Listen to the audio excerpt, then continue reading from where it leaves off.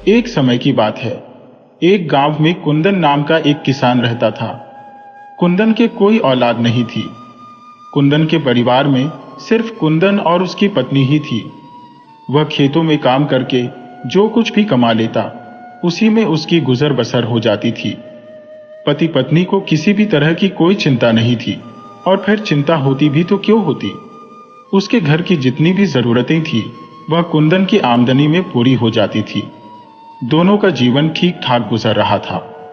एक दिन की बात है, किसी काम की वजह से कुंदन नगर में गया और वहां पर उसने एक आदमी को देखा जिसकी बड़ी ही शानदार हवेली थी और वह बहुत ही कीमती कपड़े पहनता था। जब भी वह आदमी शहर में निकलता तो लोग खड़े होकर उसे सलाम करते थे। इस आदमी को देखकर कुंदन के दिल में भी एक इच्छा पैदा हो गई, और वह इच्छा यह थी कि वह भी इस अमीर आदमी की तरह से ठाट बाट वाला जीवन बिताना चाहता था। वह भी चाहता था कि वह भी एक शानदार घर में रहे, कीमती कपड़े पहने और इस अमीर आदमी की तरह से ही लोग उसकी भी इज्जत करें।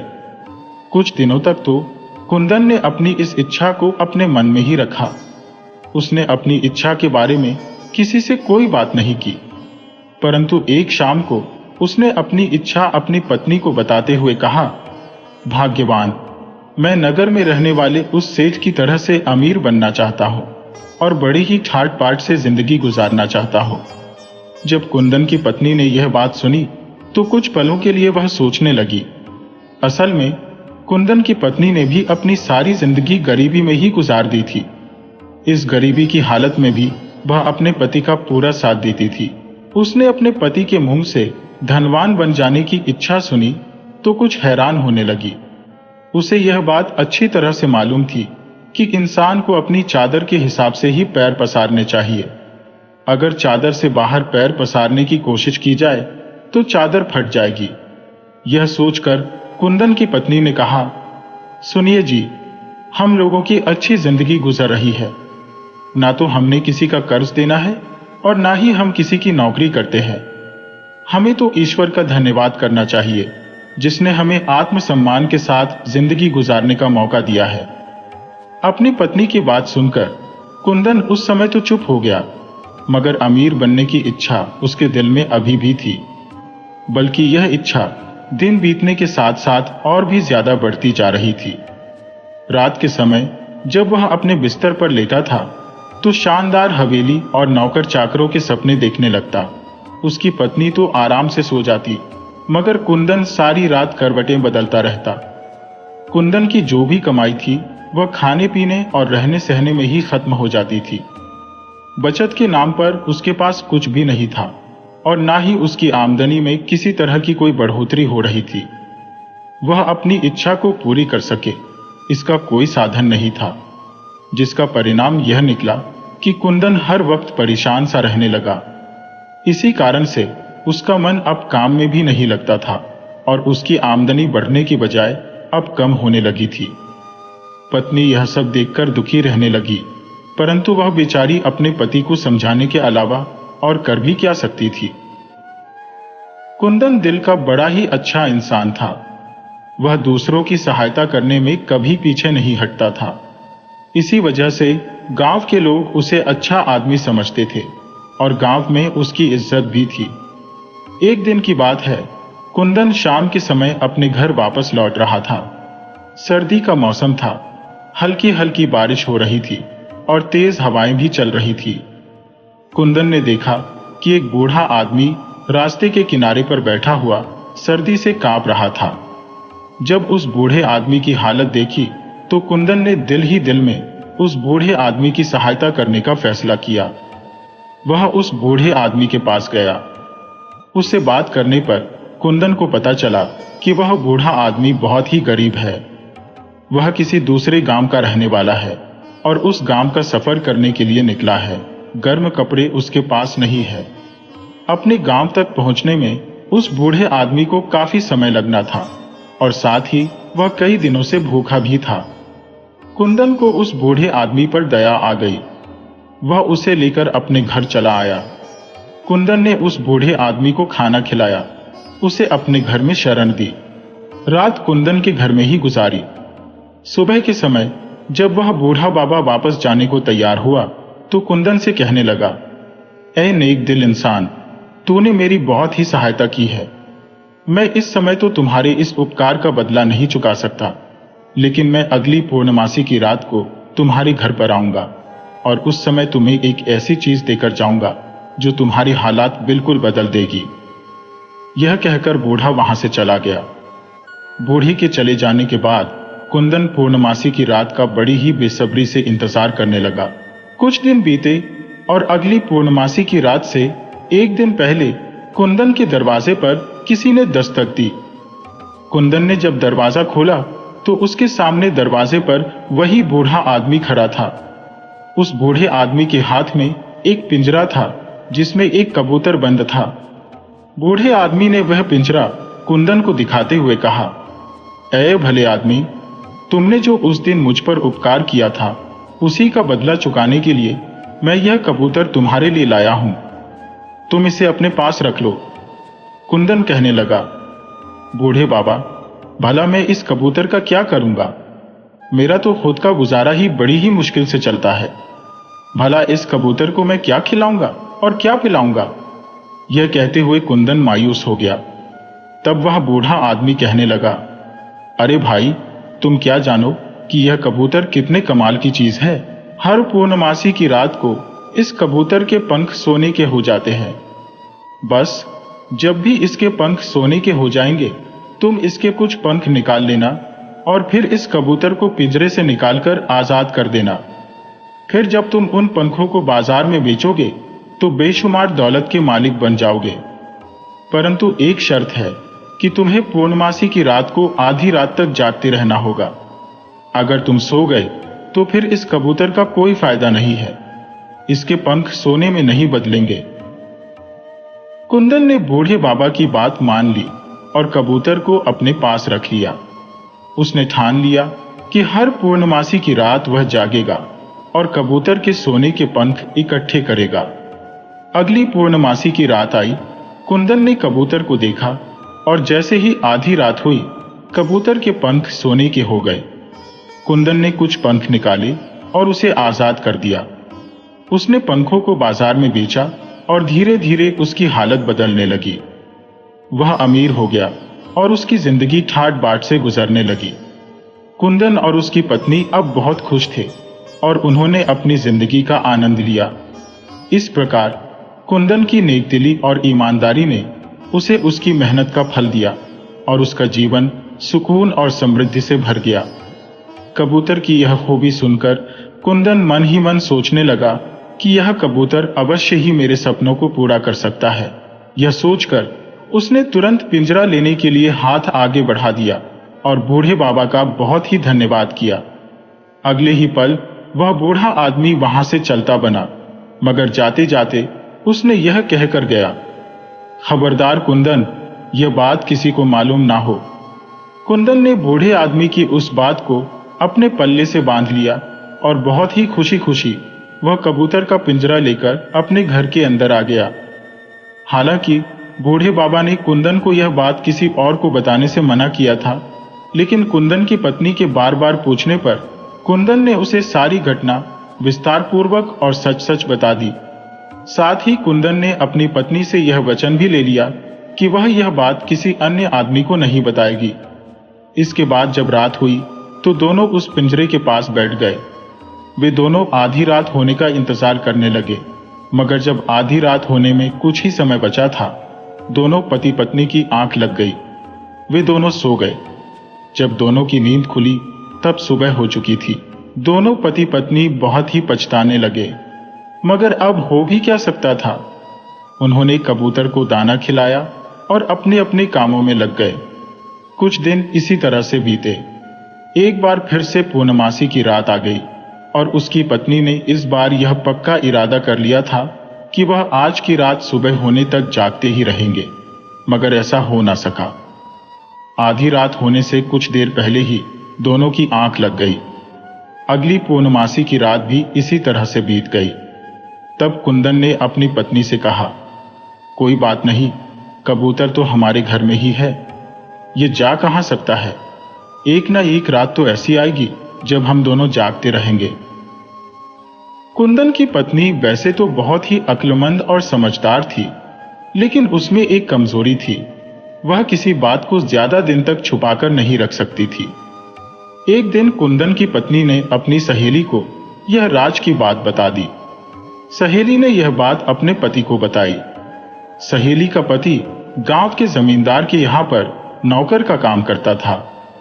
नौकर ने यह बात जमींदार को बता दी। वैसे तो जमींदार के पास दौलत की कोई कमी नहीं थी, लेकिन वह बहुत ही लालची था। वह सोचने लगा, अगर यह कबूतर मुझे मिल जाए तो मेरे वारे न्यारे हो जाएंगे। उसने अपने नौकर से कहा, अगर तुम किसी तरह से वह कबूतर वाला पिंजरा मेरे पास ले आओ तो मैं तुम्हें इनाम से माला माल कर दूंगा। नौकर ने अपनी पत्नी की सहायता से वह पिंजरा कुंदन के घर से चुराकर जमींदार के घर पहुंचा दिया और किसी को इस बात की कानों कान खबर भी नहीं हुई। कुंदन जब खेतों से काम करके घर वापस आया तो देखा कि कबूतर और उसका पिंजरा वहां पर नहीं थे। कुंदन सिर पकड़कर पछताने लगा। वह अपनी पत्नी पर चिल्लाने लगा कि तुम्हारी गलती की वजह से ही कोई पिंजरा चुरा कर ले गया। कुंदन की पत्नी जानती थी कि उसने कबूतर का राज केवल अपनी सहेली को ही बताया था। वह अपनी सहेली के पास गई और उसे मजबूर कर दिया कि वह सच्चाई बता दे। सहेली पहले तो कसमें खाती रही कि उसने यह बात किसी को नहीं बताई, लेकिन कुंदन की पत्नी ने रोना धोना शुरू कर दिया। तब उसकी सहेली ने सच्चाई बताते हुए कहा कि वह कबूतर गांव के जमींदार की हवेली में पहुंचा दिया गया है। उस समय यह रिवाज था कि अगर किसी को भी कोई शिकायत होती थी तो वह नगर के कोतवाल के पास जाता था। कुंदन की पत्नी ने अपने पति को यह बात बता दी कि उनका कबूतर और पिंजरा जमींदार की हवेली पर है और उस हवेली में गांव का कोई आदमी दाखिल नहीं हो सकता। कुंदन जमींदार से बहुत ही डरता था। कुंदन क्या, पूरा गांव ही जमींदार से डरता था। उसके खिलाफ शिकायत भला कौन कर सकता था। वह इस बारे में सोचता रहा और उसने अपनी पत्नी को भी नहीं बताया कि वह क्या सोच रहा है। दूसरे दिन कुंदन बिना किसी को बताए नगर के कोतवाल के यहां पर जा पहुंचा। उसने कोतवाल को सारी बात बता दी। कुंदन की बात सुनने के बाद कोतवाल ने कहा, इस समय तो तुम चले जाओ, मैं कल तुम्हारे गांव में आऊंगा और तुम्हारा कबूतर तुम्हें वापस मिल जाएगा। दूसरे दिन पूरे गांव में यह बात फैल गई कि कोतवाल साहब गांव में आ रहे हैं और वह जमींदार की हवेली पर मेहमान बनकर रहेंगे। कोतवाल ने जमींदार की यहां पर जब कबूतर वाला पिंजरा देखा तो कहने लगा, जमींदार साहब, मुझे एक बूढ़े आदमी ने बताया था कि यह कबूतर उसने एक गरीब किसान को दिया था। यह पिंजरा आपके पास कैसे आ गया? यह सुनकर जमींदार के चेहरे का रंग उड़ गया। जमींदार ने कोतवाल को धोखा देने के लिए कई तरह की बातें बनाई, लेकिन कोतवाल के आगे उसकी एक न चली और वह सच्ची बात कहने पर मजबूर हो गया। कोतवाल ने जमींदार को आदेश दिया कि वह यह पिंजरा फौरन कुंदन किसान के यहां पर भेज दे। जमींदार बहुत ही लालची था। उसने सोचा, अगर मैं यह कबूतर किसी तरह से खरीद ही लूं। यह सोचकर वह कोतवाल से कहने लगा, कोतवाल साहब, क्या मैं यह कबूतर कुंदन से खरीद सकता हूं? कोतवाल कहने लगा, अगर कुंदन यह कबूतर और पिंजरा बेचना चाहता है और तुम इसकी वह कीमत देने को तैयार हो जो कुंदन मांगेगा, तो यह कबूतर और पिंजरा तुम खरीद सकते हो। इसके बाद कुंदन को हवेली पर बुलाया गया। जमींदार ने कबूतर की इतनी ऊंची कीमत लगाई जो कुंदन ने कभी सोची भी नहीं थी, तो कुंदन वह पिंजरा बेचने के लिए राजी हो गया। कुछ ही दिन बीते थे कि कुंदन के दरवाजे पर दस्तक हुई। कुंदन ने दरवाजा खोला तो घर के बाहर वही बूढ़ा आदमी खड़ा था जिसने कुंदन को वह कबूतर और पिंजरा दिया था। बूढ़ा आदमी कुंदन से कहने लगा, मैंने सुना है कि जमींदार ने वह कबूतर बहुत ही भारी कीमत अदा करके तुमसे खरीद लिया है। कुंदन कहने लगा, जी हां, आपने बिल्कुल ठीक सुना है। मुझे उस कबूतर की बहुत ही अच्छी कीमत लगी है। बूढ़ा आदमी हंसते हुए कहने लगा, बस मैं यही चाहता था। कुंदन ने कहा, मैं कुछ समझा नहीं। बूढ़ा आदमी एक बार फिर से हंसा और कहने लगा, कभी कबूतर के पंख भी सोने के हुए हैं भला? वह तो एक मामूली सा कबूतर था। जो कुछ भी हुआ है वह मेरी योजना के हिसाब से ही हुआ है। अब तुम्हारे पास काफी रुपया है, अब तुम उससे और जमीन खरीदो और मेहनत करो तो तुम भी दौलतमंद हो जाओगे। इसके बाद तुम अपनी सभी इच्छाएं पूरी कर पाओगे। कुछ समय के बाद कुंदन सचमुच ही एक बहुत ही अमीर आदमी बन चुका था। उसके पास अपना एक आलीशान मकान था। वह कीमती कपड़े पहनता था और पूरी शान और शौकत के साथ रहता था। दूसरी तरफ उस जमींदार ने आखिरकार मायूस होकर उस कबूतर को उड़ा दिया, क्योंकि कई महीने बीत जाने के बाद भी किसी भी पूर्णमासी की रात को उस कबूतर के पंख सोने के नहीं हुए थे।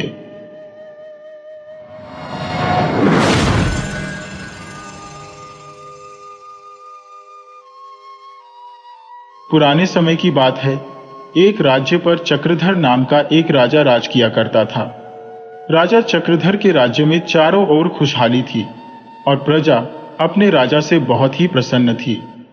एक दिन की बात है, राजा चक्रधर ने अपने मंत्री को अपने पास बुलाया और कहने लगा, मंत्री जी, मेरी अवस्था अब काफी वृद्ध हो चुकी है।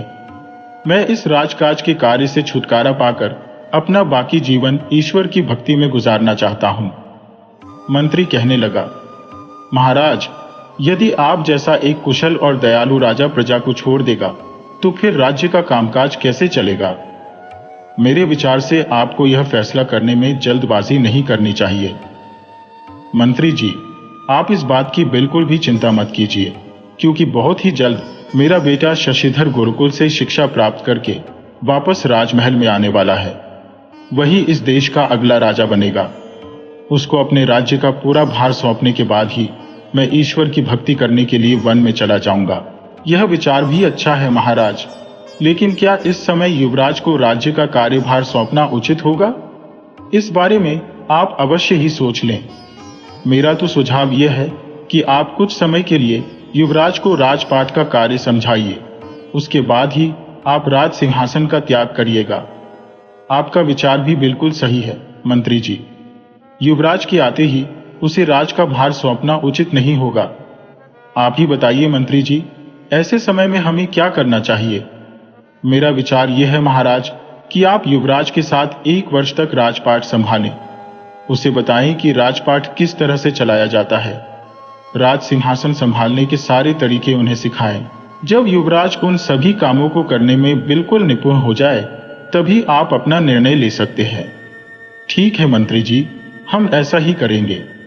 हम अपने बेटे के आने की प्रतीक्षा करेंगे और उसके बाद ही कोई निर्णय लेंगे। ऐसे समय में उस राज्य में एक गहनों के व्यापारी के यहाँ पर चोरी हो जाती है। इसी तरह से 1 माह के अंदर अंदर 3-4 जगह पर चोरी की घटनाएं होती है। राज्य की जनता चोरी की इन घटनाओं से परेशान होती है और फिर एक दिन प्रजा के कुछ लोग महाराज से मिलने के लिए आते हैं और राज्य में हो रही चोरी की घटनाओं के बारे में उन्हें बताते हैं। महाराज चक्रधर ने उन्हें आश्वासन दिया कि राज्य में पहरेदार की संख्या बढ़ा दी जाएगी, परंतु इसके बावजूद भी चोरी की घटनाओं में कोई कमी नहीं होती। नगर के लोग अभी भी इस बात से बहुत ही चिंतित थे। चारों तरफ इसी बात की चर्चा हो रही थी। इसी दौरान यह बात भी फैली कि नगर में एक साधु महाराज आकर कह रहे हैं। लोग उन साधु महाराज के दर्शन के लिए आने लगे। साधु महाराज के पास लोग अपनी समस्याएं लेकर आते थे। गांव की ही एक व्यक्ति जिसका नाम मंगरू था, वह साधु महाराज से अपनी निर्धनता को दूर करने का उपाय पूछने लगा। तो साधु महाराज ने बताया, मंगरू, तुम्हारे घर के बाहर आंगन में तुम्हारे ही पूर्वजों के द्वारा बहुत सा धन जमीन में गाड़ कर रखा हुआ है। कल पूर्णमासी की रात है और कल रात तुम अपने आंगन में से वह धन निकाल लेना। इतना कहकर साधु महाराज चुप हो गए, मगर मंगरू की खुशी का ठिकाना नहीं था। और फिर ऐसा ही हुआ। अगली रात को जब मंगरू ने अपने घर के आंगन में कुदाल से खोदा तो उसे अशर्फियों से भरी हुई एक थैली मिली। अब तो पूरे गांव में यह बात फैल चुकी थी कि साधु महाराज के बताने पर मंगरू को अपने पूर्वजों का खजाना मिला है।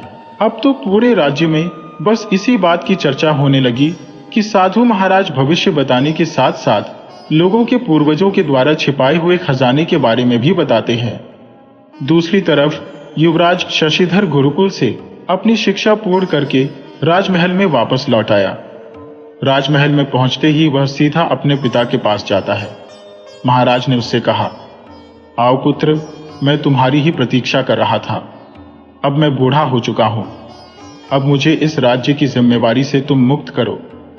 युवराज कहने लगा, महाराज, अभी इस बात की चिंता आप मत कीजिए।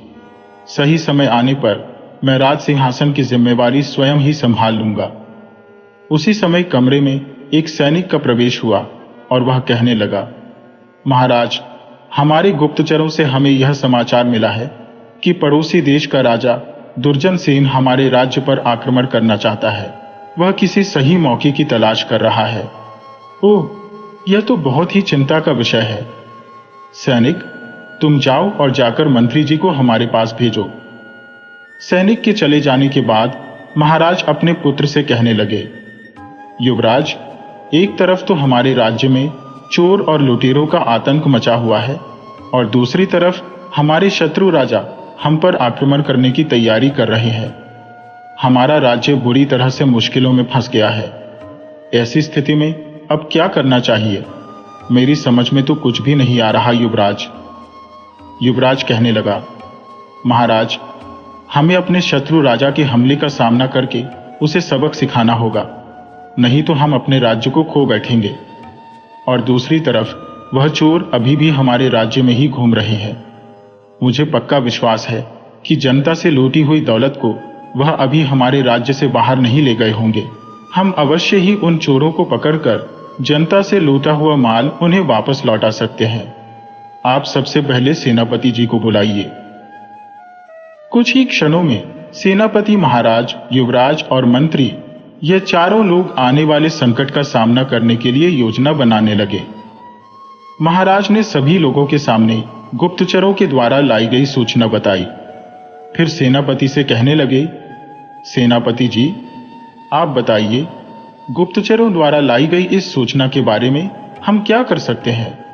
सेनापति कहने लगा, महाराज, शत्रु देश का राजा दुर्जन सेन बहुत ही शक्तिशाली है।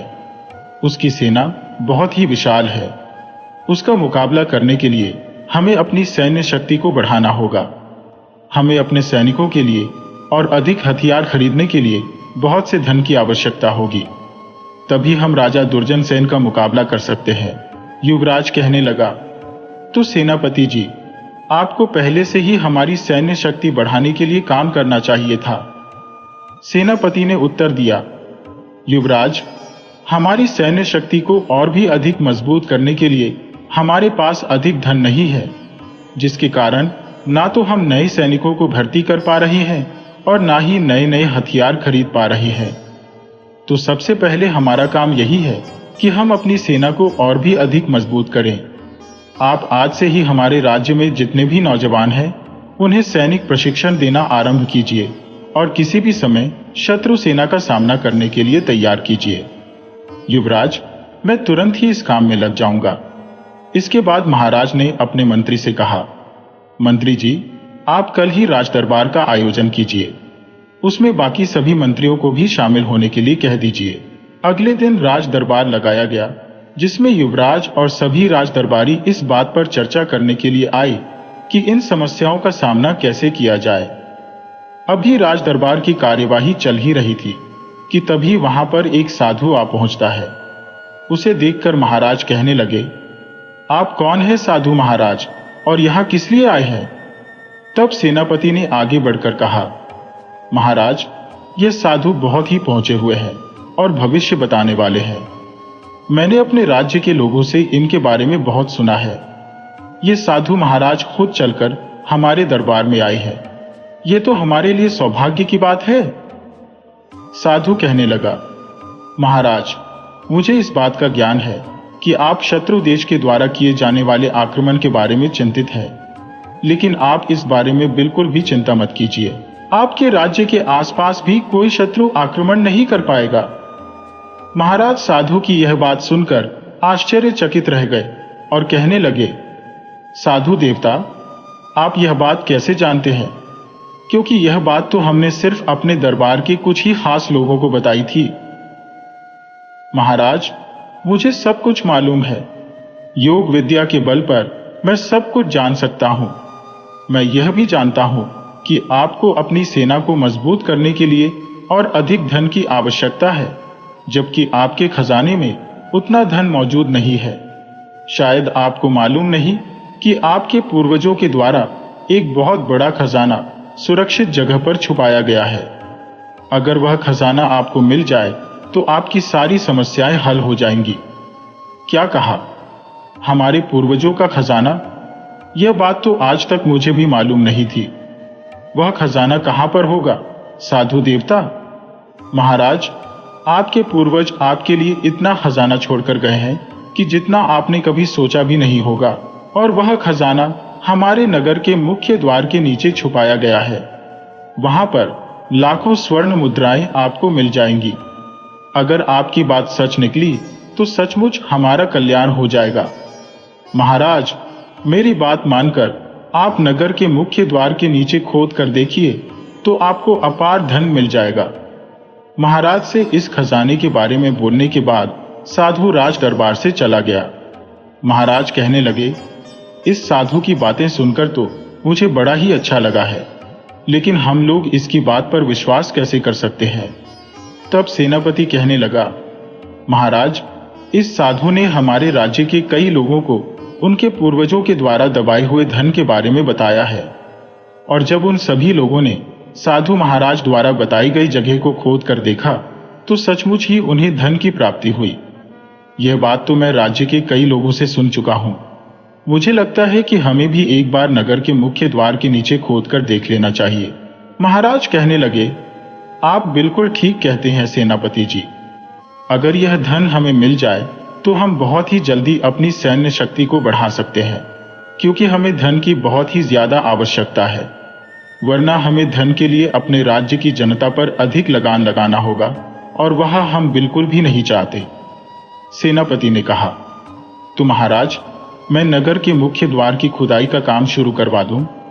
तभी युवराज, जो यह सब कुछ चुपचाप देख रहा था, वह कहने लगा, अभी कुछ समय के लिए रुकिए सेनापति जी। आपकी बात तो बिल्कुल ठीक है, लेकिन हम कुछ दिनों के बाद वहां पर खोद कर देखेंगे। जो आज्ञा युवराज, जैसा आप ठीक समझे। जब आप कहेंगे तभी हम अपना काम शुरू करेंगे।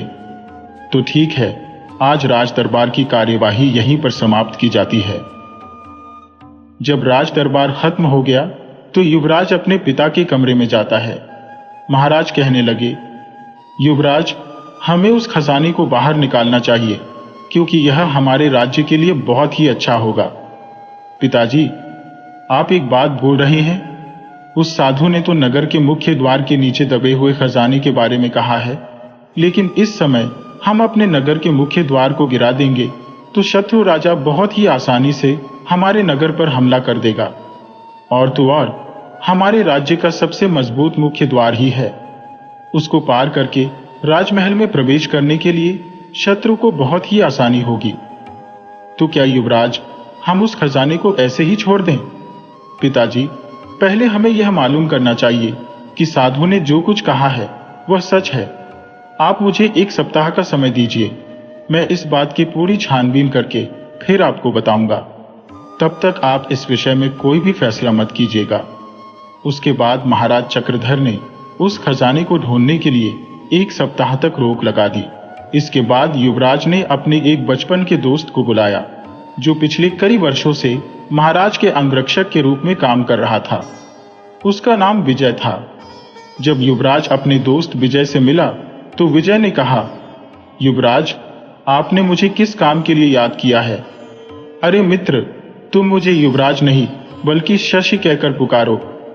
हम दोनों तो बचपन के मित्र हैं। नहीं मित्र, आप तो राजा के बेटे हैं और हमारे होने वाले महाराज भी आप ही हैं। अरे फिर वही बात। चलो ठीक है, मैंने तुम्हें इसलिए बुलाया है क्योंकि इस राज्य में सबसे वफादार और भरोसेमंद तुम ही हो। हम दोनों को मिलकर एक काम करना है। बताइए युवराज, हमें क्या काम करना है? मैं पूरी तरह से तैयार हूं। विजय, हमारे राज्य में एक नए साधु महाराज आए हैं। उनके बारे में तुम्हारा क्या विचार है? हाँ युवराज, मैंने भी उनके बारे में सुना है। हमारे राज्य के कई लोगों का कहना है कि उन साधु द्वारा बताए जाने पर उन लोगों को अपने पूर्वजों का छुपा हुआ खजाना मिला है, और वह जिसे भी पूर्वजों के खजाने के बारे में बताते हैं वह खजाना वहीं पर मिलता है। मैंने भी यही सुना था। चलो, हम दोनों को मिलकर एक छोटा सा काम करना है। उसके बाद युवराज और विजय अपना भेष बदल लेते हैं।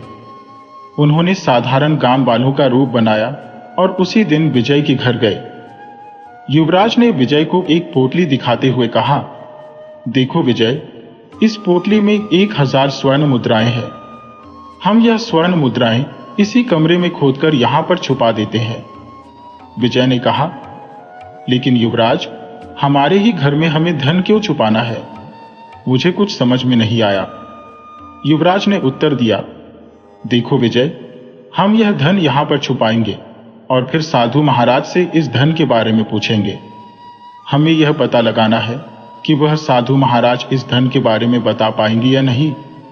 विजय ने समझते हुए कहा, हां, अब मैं आपकी बात समझ गया युवराज। अब मुझे उस साधु महाराज के पास जाकर इस छुपे हुए धन के बारे में पूछना है। मैंने ठीक कहा ना? युवराज, तुम बिल्कुल ठीक समझे विजय, लेकिन हमारे पास कल तक का समय नहीं है। तुम्हें आज ही उनके पास जाकर छुपे हुए धन के बारे में पता करना होगा। युवराज के जाने के बाद विजय एक ग्रामीण के वेश में उस साधु महाराज के पास जाता है। साधु महाराज को प्रणाम करने के बाद विजय कहने लगा, साधु महाराज, मैं आपके पास एक बहुत ही जरूरी काम से आया हूं। साधु ने कहा, पुत्र, मुझे लगता है कि जरूर तुम्हारी कोई इच्छा है। साधु महाराज, मेरी दादी मुझे हमेशा कहा करती थी कि हमारे दादा और परदादा बहुत ही अमीर लोग थे, मगर मैंने तो अपने घर में कभी एक छोटी कौड़ी तक नहीं देखी। मुझे शक है कि मेरे पूर्वज सारी संपत्ति को कहीं ना कहीं तो छुपा कर गए हैं। अगर आप कृपा कर करके मुझे बता देंगे कि वह सारी धन संपत्ति कहां पर रखी है, जरूर बता सकता हूं, लेकिन इस वक्त नहीं, क्योंकि अब शाम ढल चुकी है और शाम से लेकर कल सुबह तक मैं कोई बातचीत नहीं करता। इसीलिए तुम अभी अपने घर चले जाओ और कल सुबह मुझे आकर मिलना। ठीक है साधु महाराज। इसके बाद विजय सीधा युवराज के पास चला जाता है और उन्हें सारी बातें बता देता है। तब युवराज ने कहा, अच्छा, यह बात है, तो फिर आज रात को हमें तुम्हारे घर का पहरा देना होगा, पूरी रात जागना होगा। लेकिन युवराज, मेरे घर के पास पहरा देने से क्या होगा? हमें तो साधु महाराज पर नजर रखनी है ना। विजय, तुम बिल्कुल वैसा ही करो जैसा मैं कहता हूं। मुझ पर विश्वास रखो और रात के समय तुम मेरे साथ ही रहना। हमें तुम्हारे घर के बाहर पहरा देना है। और फिर उसी रात को विजय और युवराज विजय के घर में छुपकर पहरा देने लगे। उनका शक बिल्कुल सही निकला। जब वे दोनों छिपकर घर की निगरानी कर रहे थे तो अंधेरे में एक आदमी आता हुआ दिखाई दिया। युवराज ने कहा, वह देखो विजय, कोई आदमी हमारे घर की तरफ आ रहा है। हाँ युवराज, वह आदमी जमीन खोद रहा है। आखिर वह करने क्या वाला है? देखो विजय, वह आदमी एक गड्ढा खोदकर उसमें कुछ छुपा रहा है। यानी मेरा शक बिल्कुल सही निकला, यह उसी नकली साधु का काम है। हाँ युवराज, यानी वह साधु यहां पर स्वर्ण मुद्राएं छुपाकर और कल हमें इन मुद्राओं के बारे में बताने वाला है। इसका मतलब यह है कि वह जिस किसी को भी धन के बारे में बताता है उसे अगले दिन आने को कहकर रात के समय खुद ही वहां पर जाकर स्वर्ण मुद्राएं छुपाकर आता है। इसके बाद विजय ने अंधेरे में उस आदमी को ध्यान से देखा तो कहने लगा, अरे, यह आदमी तो सेनापति जी का खास आदमी है, या यूं कहूं, यह तो सेनापति जी का दाहिना हाथ है। युवराज ने कहा, क्या सच? इसका मतलब इस षड्यंत्र में हमारे सेनापति जी भी शामिल हैं। ठीक है विजय, कल तुम फिर से उस साधु के पास जाना और अपने पूर्वजों के खजाने के बारे में पूछना। उसके बाद क्या करना है वह मैं तुम्हें बताऊंगा। इसके बाद युवराज वापस महल में आकर महाराज को सारी सच्चाई बता देता है।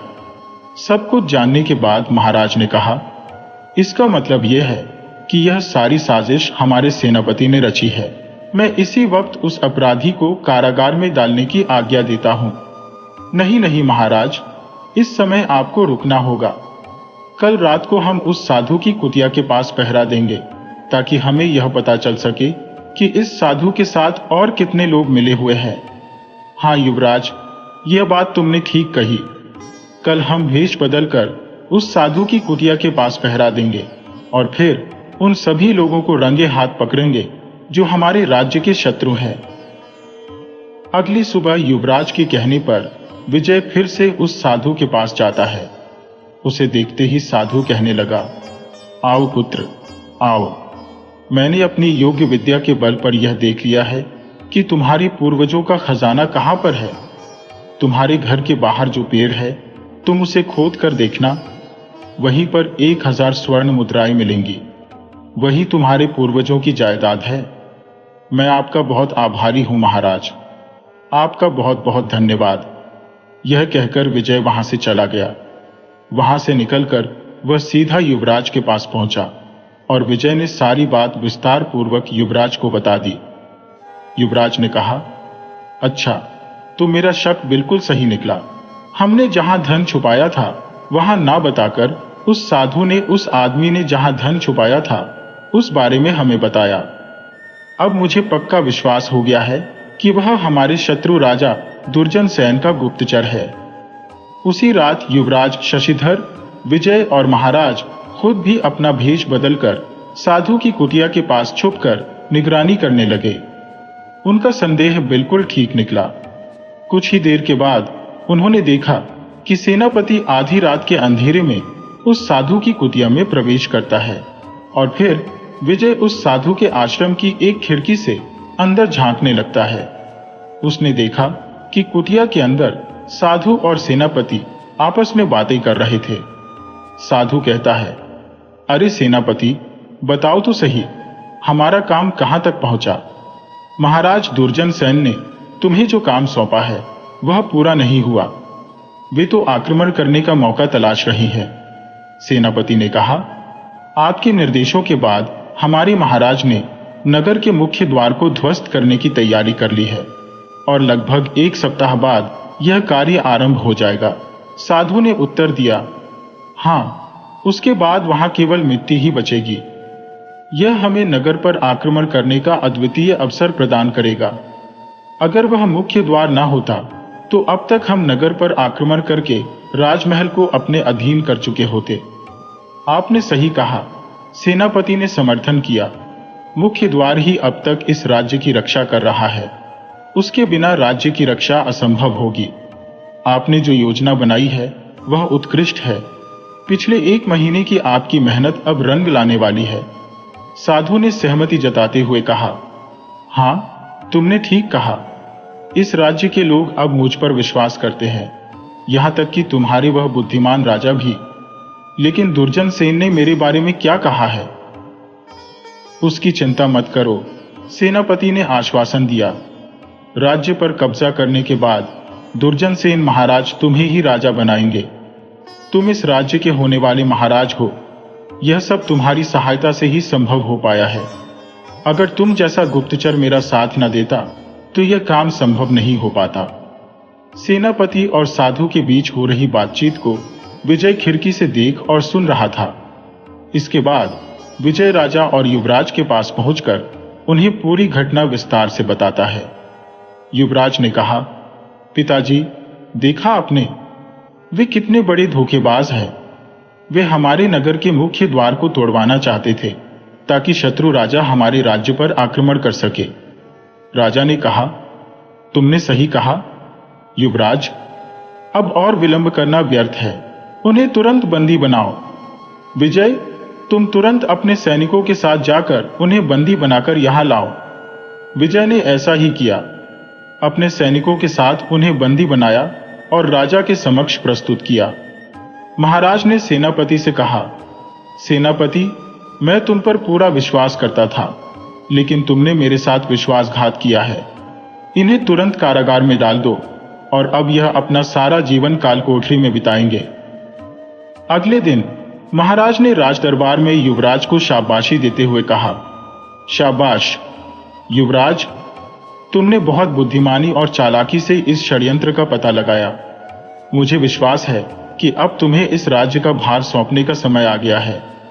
युवराज ने उत्तर दिया, पिताजी, मुझे अभी और समय चाहिए। सबसे पहले मुझे राज्य के होनहार और बहादुर युवाओं को चुनकर सैनिक प्रशिक्षण देना है, ताकि हमारी सेना और भी मजबूत हो सके। महाराज ने सहमति में सिर हिलाया। तुम्हारा प्रस्ताव मुझे स्वीकार है, और हाँ, विजय को राज्य का सेनापति बनाया जाए, क्योंकि उससे बढ़कर वफादार और बहादुर मुझे इस राज्य में नहीं मिला। इसके बाद विजय को राज्य का सेनापति बनाया गया। कई युवाओं को सैनिक प्रशिक्षण देकर सेना में शामिल किया गया।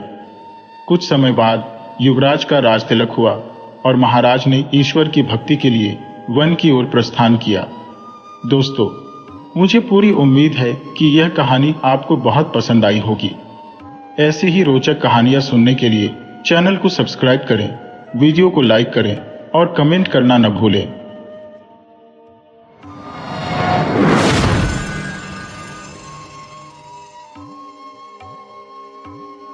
सोहन लाल नाम का एक किसान पृथ्वीपुर गांव में रहता था। सोहन जैसे तैसे खेती बाड़ी करके अपने परिवार की गुजर बसर कर रहा था। उसके परिवार में उसकी पत्नी और 2 बच्चे थे। सोहन लाल की बेटी सुगमा, जो कि अब विवाह योग्य हो चुकी थी, जबकि सोहन लाल का बेटा बांके अपने पिता के साथ खेतों में काम करता था। वैसे तो सोहन लाल के पास खेती की जमीन बहुत कम थी। अपनी जमीन में खेती के अलावा वह गांव के दूसरे बड़े किसानों के खेतों में भी काम किया करता था। इस काम में उसका बेटा बांके भी उसका पूरा साथ देता था। बाप बेटा दोनों कड़ी मेहनत करते, परंतु फिर भी उनकी आमदनी बहुत ही कम थी। सोहनलाल की बेटी सुगमा, जो कि अब शादी के लायक हो चुकी थी, सोहन को अक्सर उसकी शादी की चिंता सताती रहती थी। उसकी बेटी की शादी के लिए कई रिश्ते आ चुके थे, लेकिन लड़के वालों की तरफ से मांगे जाने वाले दहेज को न दे पाने के कारण अभी तक उसकी बेटी कमवारी ही थी। अब सोहन के पास दहेज देने के लिए पैसे तो थे नहीं। वह अक्सर इसी चिंता में लगा रहता कि पैसों का इंतजाम कैसे किया जाए। एक दिन जब वह खेतों से काम करने के बाद रात को अपने घर पहुंचा, तब उसकी पत्नी कहने लगी, अजी, आज आपको इतनी देर कैसे हो गई? आप कहां पर रह गए थे?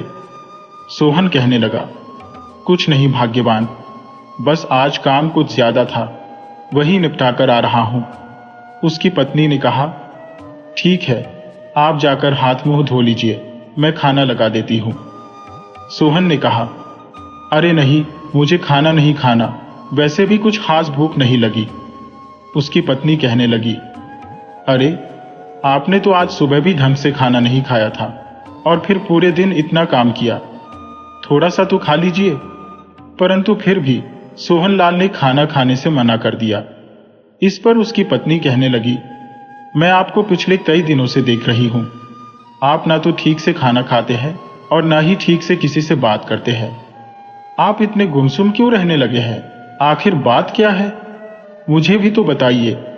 परंतु सोहन इस बात का कोई जवाब नहीं देता।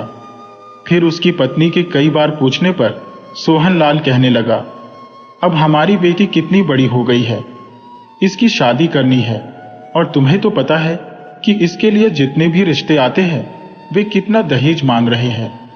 इसी वजह से हमारी बेटी का रिश्ता अभी तक पक्का नहीं हुआ, परंतु मुझे कुछ समझ में नहीं आ रहा कि मैं उसकी शादी कैसे करूंगा। हमारे पास तो पैसे भी नहीं है। तब उसकी पत्नी कहने लगी, अरे, आप चिंता मत कीजिए, सब कुछ ठीक हो जाएगा, हमारी बेटी की शादी भी हो जाएगी। सोहन कहने लगा, अरे, कैसे होगी शादी भाग्यवान? मैं कैसे चिंता न करूं? आखिर कुंवारी बेटी को कब तक हम अपने घर पर बिठाए रखेंगे?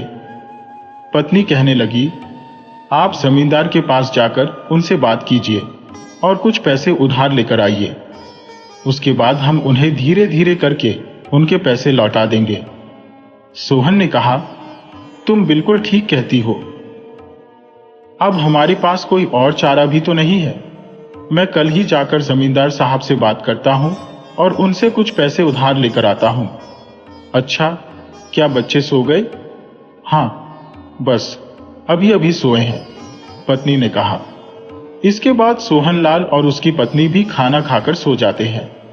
अगली सुबह सोहनलाल उठकर तैयार हुआ और सबसे पहले जमींदार के घर जा पहुंचा।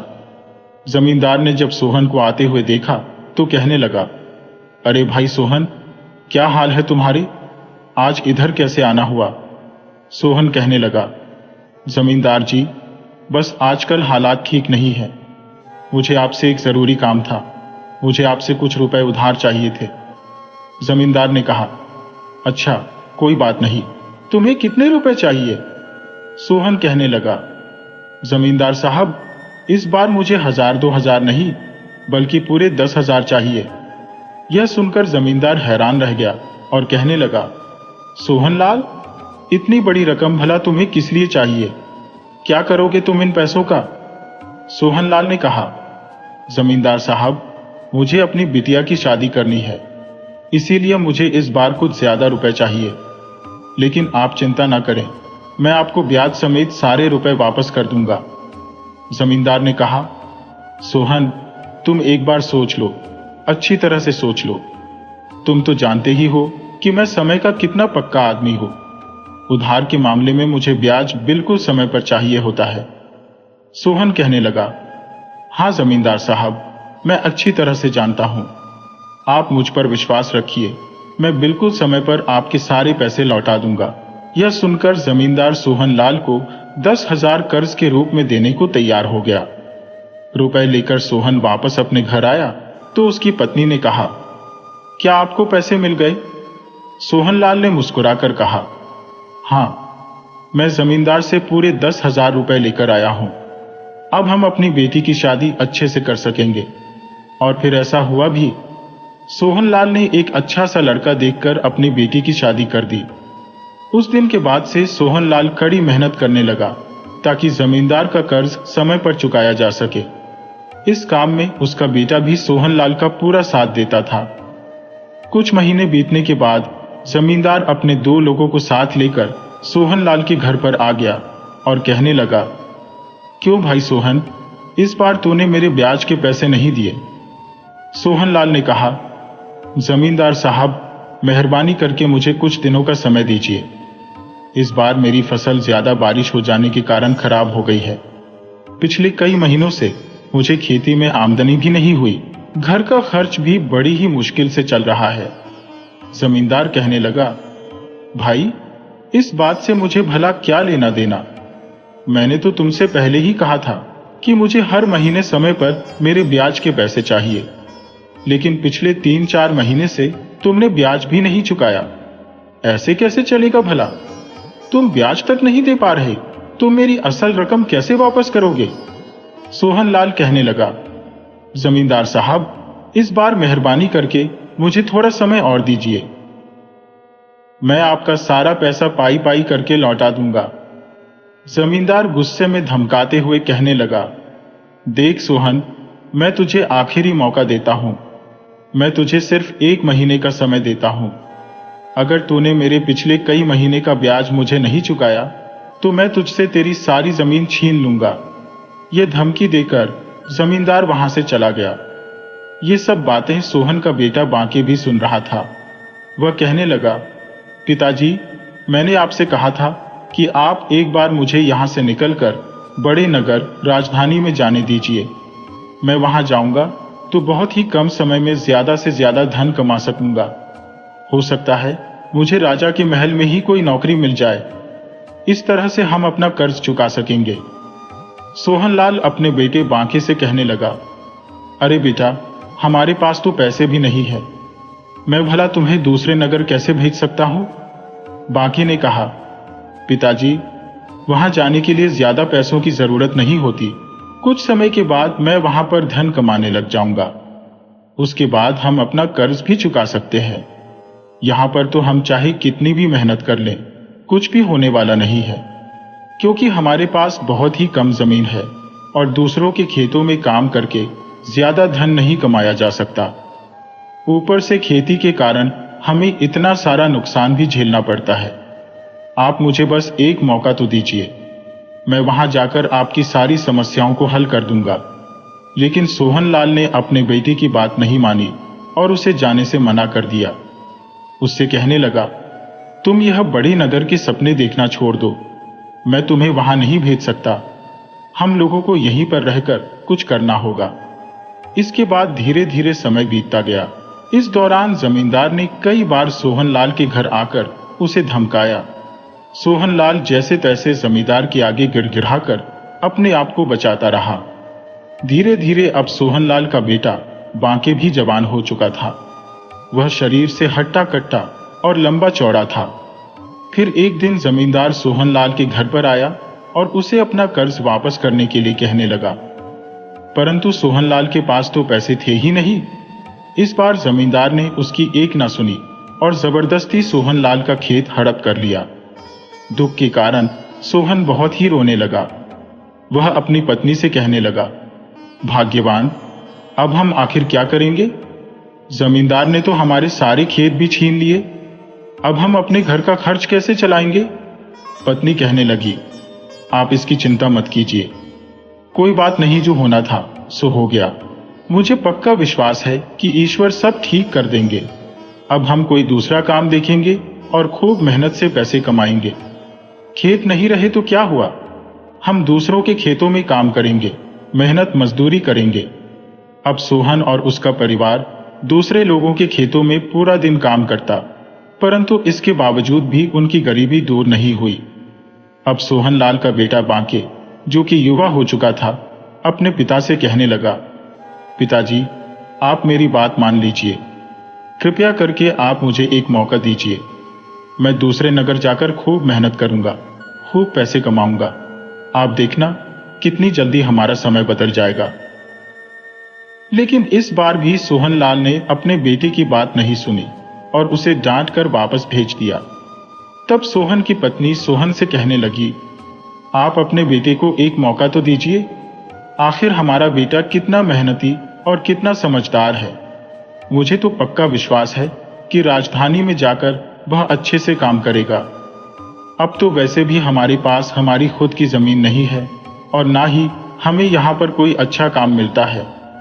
कम से कम उसे एक मौका तो देकर देखिए, मुझे तो पक्का यकीन है कि वह हमें निराश नहीं करेगा। अपनी पत्नी की बात सुनकर सोहन सोच में पड़ गया और सोचने लगा, सचमुच हमें यहाँ पर कोई अच्छा काम नहीं मिल रहा। बाकी का राजधानी जाने का इतना मन है तो क्या पता वहां जाकर उसका जीवन भी सफल हो जाए। इसके बाद वह एक बार फिर से जमींदार के पास गया और उससे कुछ रुपए उधार लेकर आया। अपने बेटे को रुपए देते हुए वह कहने लगा, मैंने बहुत ही सोच समझकर एक फैसला किया है कि तुम राजधानी जाओगे, इसीलिए मैं कुछ पैसे उधार लेकर आया हूं, यह पैसे तुम रख लो। बांके कहने लगा, पिताजी, मुझे वहां पर जाने के लिए इतने ज्यादा पैसों की आवश्यकता नहीं है। नहीं बेटा, तुम यह पैसे अपने पास रखो, एक अनजान नगर में पैसे ही तुम्हारे काम आएंगे और तुम्हें वहां पर पहुंचते ही कोई अच्छा काम थोड़े ही ना मिल जाएगा। ना जाने तुम्हें कितने दिनों तक वहां पर काम की खोज करनी पड़े, ऐसे समय में यह धन ही तुम्हारे काम आएगा। देखो, वहां पर जाकर पूरी मेहनत और ईमानदारी से काम करना। बांके ने अपने माता पिता से आशीर्वाद लिया और राजधानी की तरफ निकल पड़ा। कुछ दिन का सफर तय करने के बाद वह राजधानी में पहुंचा। इस बड़े नगर की चमक धमक देखकर बांके हैरान था। बड़ी बड़ी और ऊंचे ऊंचे मकान, घोड़ा गाड़ियों पर घूमते लोग, यह सब देखकर बांके विस्मित सा हो गया। वहां पहुंचकर बांके ने सबसे पहले एक सराय में अपने लिए आसरा ढूंढ लिया और फिर अगले दिन से वह काम की तलाश में घूमने लगा। वह नगर के बाजार में गया और वहां के व्यापारियों से काम मांगने लगा, परंतु एक अनजान नगर में भला उसे काम कौन देता। आखिरकार उसे एक व्यापारी के पास काम मिल ही गया। बाकी को अनाज की बोरियों को उठाकर गोदाम में रखने का काम मिला था। वह अपने इस काम को पूरा मन लगाकर करने लगा। अभी 2-4 दिन ही बीते थे कि एक दिन की बात है, जब बाकी सेठ की यहां पर काम कर रहा था, तभी बाजार में से उस राज्य का सेनापति अपने घोड़े पर सवार होकर जा रहा था। तभी उसकी नजर बांके पर पड़ी। उसने देखा कि एक हट्टा कट्टा लंबा चौड़ा नौजवान बड़ी ही आसानी से भारी भरकम बोरियों को उठा उठाकर एक जगह से दूसरी जगह पर रख रहा था। वह बांके की ताकत को देखकर बहुत ही प्रभावित हुआ। कुछ देर तक वह बांके को काम करते हुए देखता रहा और फिर वह अपने घोड़े से उतरकर बांके के पास गया। कहने लगा, अरे नौजवान, तुम कौन हो? तुम्हें पहले कभी नहीं देखा। सेनापति को अपने सामने देखकर बांके एक क्षण के लिए घबरा गया और हाथ जोड़कर कहने लगा, हुजूर, मेरा नाम बांके है। मैं पृथ्वीपुर गांव से आया हूं। क्या मुझसे कोई गलती हो गई तो मुझे क्षमा कर दीजिए।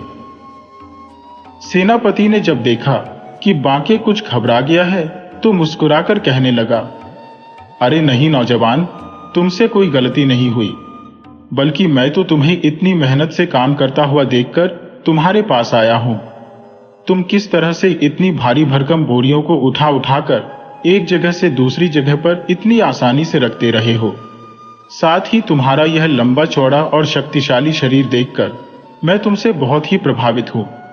अगर तुम चाहो तो मैं तुम्हें एक बहुत ही सम्मानजनक नौकरी दिलवा सकता हूं, जिसमें तुम्हें अच्छा वेतन भी मिलेगा। अच्छी नौकरी और वेतन का नाम सुनकर बांके की मानो मन की मुराद पूरी हो गई हो। वह खुश होकर कहने लगा, कहिए हुजूर, आप मुझसे क्या नौकरी करवाना चाहते हैं? देखो युवक, मैं इस राज्य का सेनापति विक्रम सिंह हूं और मुझे तुम जैसे बलशाली युवकों को अपने राज्य की सेना में भर्ती करने का काम सौंपा गया है। यहां से चलने के बाद तुम्हें कुछ समय के लिए सैनिक प्रशिक्षण दिया जाएगा और फिर तुम्हारी नियुक्ति सेना में कर दी जाएगी। वेतन की तुम चिंता मत करो। सेनापति का प्रस्ताव सुनकर बांके खुशी से उछल पड़ा। वह तुरंत ही सेना में भर्ती होने के लिए तैयार हो गया। इसके बाद सेनापति बांके को अपने साथ ले आया। कुछ दिनों तक सैनिक प्रशिक्षण लेने के बाद बांके को राज्य की सेना में भर्ती कर लिया गया। बांके की लंबी चौड़ी कदकाठी और उसकी शक्ति को देखते हुए उसे महाराज का अंगरक्षक बना दिया गया। अब उसके पास रहने के लिए एक अच्छा मकान था, जिसमें सभी तरह की सुख सुविधाएं मौजूद थी। और फिर एक दिन सेनापति से आज्ञा लेकर बांके अपने गांव में गया, जहां अपने माता पिता से मिला। उसके माता पिता यह देखकर बड़े ही खुश थे कि उनका बेटा अब राजमहल में राजा का अंगरक्षक बन गया है। न सिर्फ बांके के माता पिता बल्कि पूरा पृथ्वीपुर गांव अब बांके के ऊपर बहुत गर्व महसूस कर रहा था। सभी गांव वालों ने बांके का बहुत ही आदर सत्कार किया। कुछ दिन वहां पर रहने के पश्चात बांके ने अपने माता पिता से राजधानी में आकर रहने का आग्रह किया, जिस पर उसके माता पिता तैयार हो गए। जब बांके अपने माता पिता के साथ गांव से विदा हुआ तो पूरा गांव उन्हें विदा करने के लिए आया। इसके बाद बांके अपने माता पिता को लेकर अपने नए मकान में आ गया। कुछ समय के बाद बांके के माता पिता को बांके की शादी की चिंता सताने लगी। होते होते यह बात जब सेनापति को पता चली तो वह बांके के माता पिता से मिलने के लिए उनके घर पर आया। सेनापति ने बताया कि वह अपनी इकलौती बेटी की शादी बांके से करना चाहते हैं। जब बांके को इस बात का पता चला तो वह इस रिश्ते के लिए मना नहीं कर सका और फिर एक शुभ मुहूर्त देखकर बांके और सेनापति की बेटी की शादी कर दी गई। इस तरह से बांके अपने परिवार के साथ एक सुखमय जीवन बिताने लगा। तो दोस्तों, इसी तरह की मजेदार कहानियां देखने के लिए चैनल को सब्सक्राइब कर लीजिए। वीडियो को लाइक और कमेंट करना बिल्कुल मत भूलिए।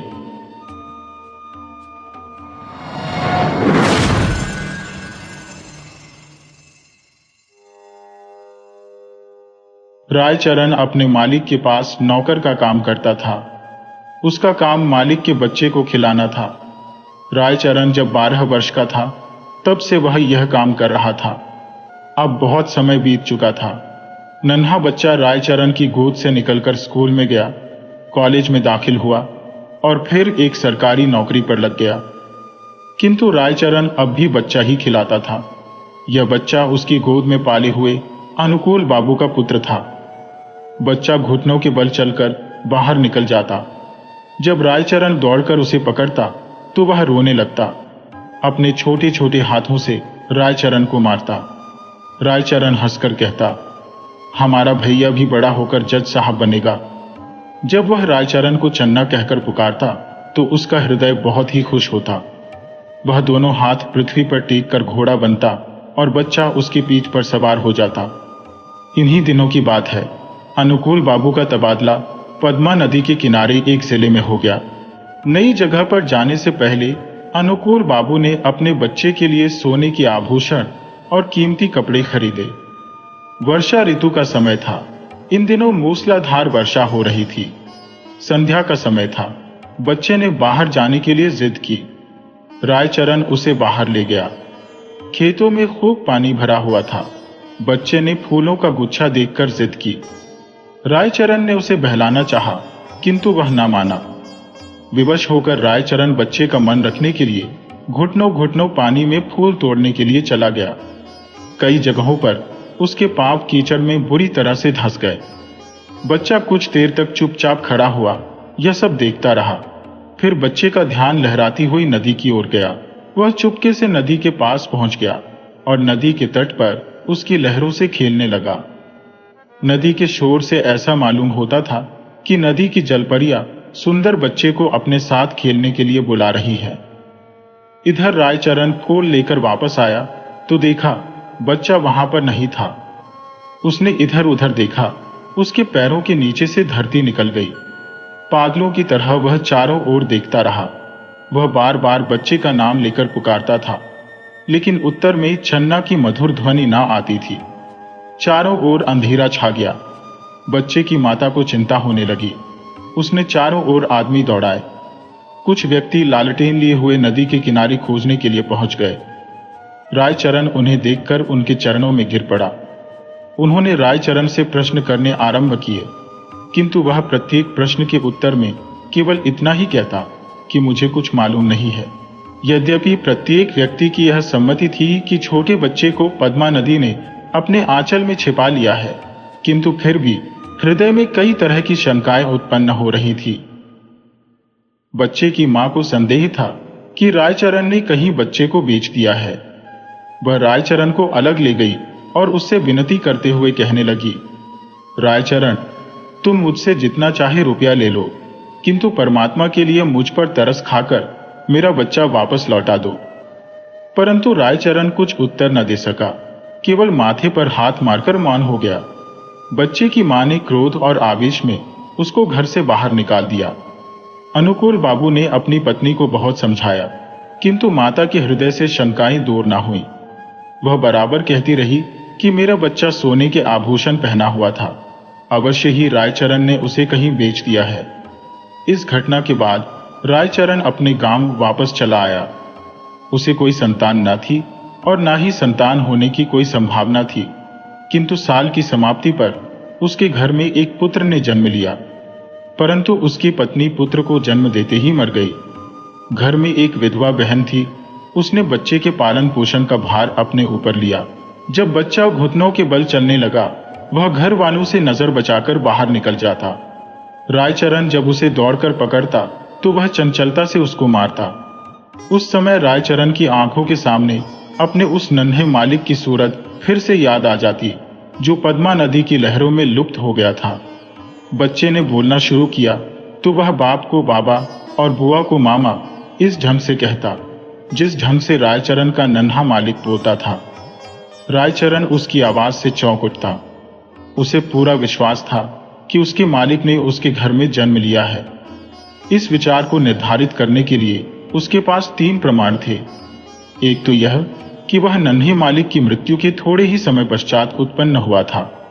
दूसरे यह कि उसकी पत्नी वृद्ध हो गई थी और संतान उत्पत्ति की कोई आशा न थी।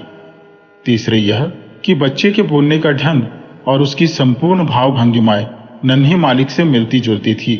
वह हर समय बच्चे की देखभाल में लगा रहता।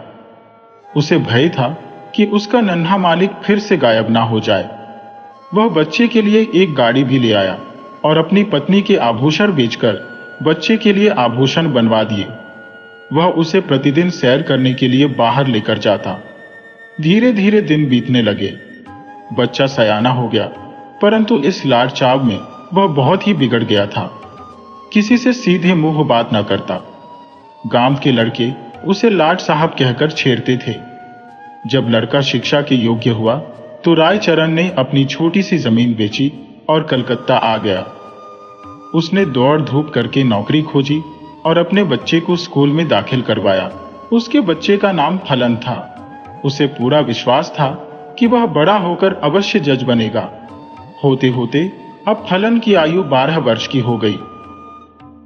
अब वह खूब पढ़ लिख सकता था। उसका स्वास्थ्य अच्छा था और सूरत शक्ल भी अच्छी थी। उसे बनाव श्रृंगार की बड़ी चिंता रहती। जब देखो वह दर्पण हाथ में लिए हुए बाल बनाता रहता। वह बड़ा ही खर्चीला था। पिता की सारी आय व्यर्थ की विलास सामग्रियों में व्यय कर देता। रायचरण उससे प्रेम तो पिता की भांति करता था, किंतु प्रायः उसका बर्ताव उस लड़के से ऐसा ही था जैसे मालिक के साथ नौकर का होता है। फलन भी उसे पिता नहीं समझता था। दूसरी बात यह भी थी कि रायचरण स्वयं को फलन का पिता प्रकट भी नहीं करता था। फलन के बाकी दोस्त रायचरण के ग्वारपन का उपहास करते थे और फलन भी उनके साथ हो जाता था। रायचरण ने जमीन बेचकर जो कुछ रुपया प्राप्त किया था वह अब लगभग सारा समाप्त हो चुका था। उसका साधारण वेतन फलन के खर्चों के लिए कम था। वह प्रायः अपने पिता से जेब खर्च के लिए झगड़ता रहता था। आखिर एक युक्ति रायचरण के मस्तिष्क में आई। उसने नौकरी छोड़ दी और उसके पास जो भी रुपया शेष था फलन को सौंपकर बोला, फलन, मैं एक आवश्यक कार्य से गांव जा रहा हूं, बहुत जल्दी वापस आ जाऊंगा। तुम किसी बात से घबराना नहीं। ऐसा कहकर रायचरण सीधा उस जगह पर पहुंचा जहां अनुकूल बाबू जज के ओहदे पर लगे हुए थे। उनके और कोई दूसरी संतान न थी। इस कारण पत्नी हमेशा ही चिंता में रहती थी। अनुकूल बाबू और उनकी पत्नी घर पर ही थे। काफी दिनों के पश्चात अपने वृद्ध नौकर रायचरण को देखकर मालकिन बड़ी ही आश्चर्यचकित हुई, परंतु पुरानी सेवाओं का विचार करके उनको रायचरण पर तरस आ गया। उन्होंने पूछा, क्या तुम फिर नौकरी करना चाहते हो? रायचरण ने मुस्कुराकर उत्तर दिया, मैं अपनी मालकिन के चरण छूना चाहता हूं। अनुकूल बाबू रायचरण की आवाज सुनकर कमरे से बाहर निकल आए। रायचरण की शक्ल देखकर उनके कलेजे का जख्म ताजा हो गया और उन्होंने मुख फेर लिया। रायचरण ने अनुकूल बाबू से कहा, सरकार, आपके बच्चे को पद्मा नदी ने नहीं, मैंने चुराया था। अनुकूल बाबू ने आश्चर्य से कहा, तुम यह क्या कह रहे हो? क्या मेरा बच्चा वास्तव में जिंदा है? उनकी पत्नी ने उछलकर कहा, भगवान के लिए बताओ, मेरा बच्चा कहां है? रायचरण ने कहा, आप संतोष रखिए, आपका बच्चा इस समय मेरे पास है। अनुकूल बाबू की पत्नी ने रायचरण से बहुत ही विनती करते हुए कहा, मुझे बताओ, मेरा बच्चा कहां पर है? रायचरण ने कहा, मैं उसे परसों लेकर आऊंगा। रविवार का दिन था। अनुकूल बाबू अपने ही मकान में थे और बड़ी ही बेचैनी से रायचरण की प्रतीक्षा कर रहे थे। कभी वह कमरे में इधर उधर टहलने लगते और कभी थोड़े समय के लिए बैठ जाते। आखिर 10 बजे के लगभग रायचरण ने फलन का हाथ पकड़े हुए कमरे में प्रवेश किया। अनुकूल बाबू की घरवाली फलन को देखते ही दीवानों की भांति उसकी ओर लपकी और उसे जोर से गले लगा लिया। उनके नेत्रों से आंसू बह रहे थे। कभी वह उसको प्यार करती, कभी आश्चर्य से उसकी सूरत ताकती। फलन सुंदर था और उसके कपड़े भी अच्छे थे। अनुकूल बाबू के हृदय में भी पुत्र का प्रेम उत्पन्न होने लगा, किंतु जरा सी देर के बाद उनका पुत्र प्रेम कम हुआ और उसके स्थान पर कानून की भावना उत्पन्न होने लगी। उन्होंने रायचरण से पूछा, भला इसका क्या प्रमाण है कि यह बच्चा मेरा है?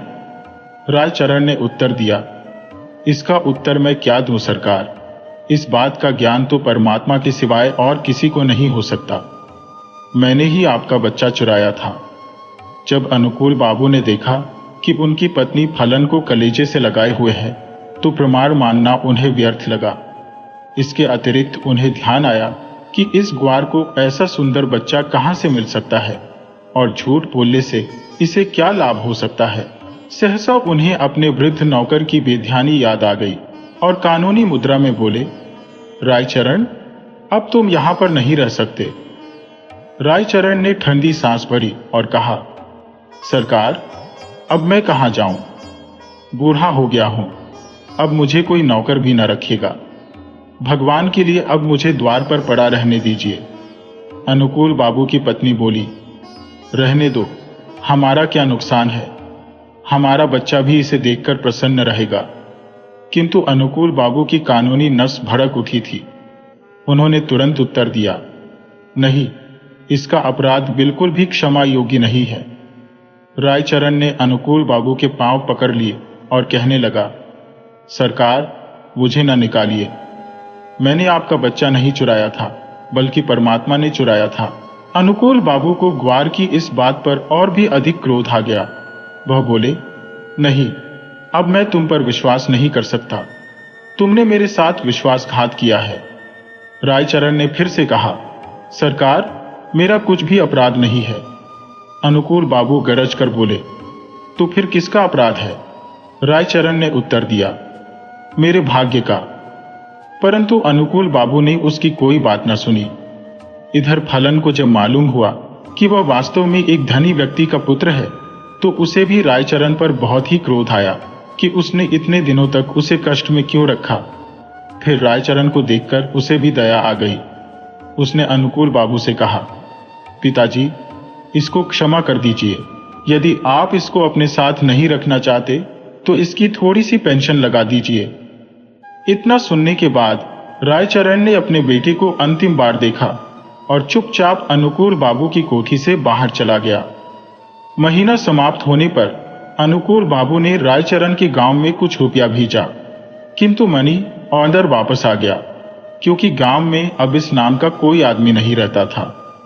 रायचरण कहाँ गया, ये किसी को मालूम नहीं था।